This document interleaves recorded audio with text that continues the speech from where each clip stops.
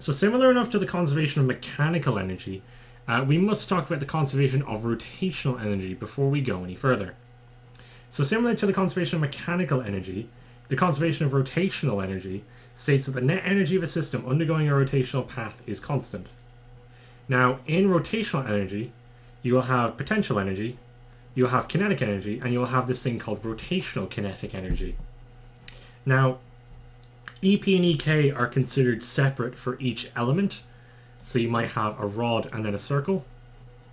So you have to consider the potential energy of the rod and the potential energy of the disc, but the rotational kinetic energy is constant, so you'd have to consider the rotational kinetic energy for the entire system.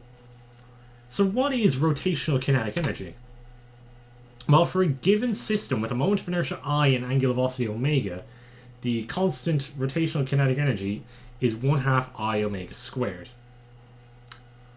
So we have to isolate the elements of the system with their own potential energies, and we'll also use the notation h bar to denote any average height for any point along the individual components of the rigid bodies.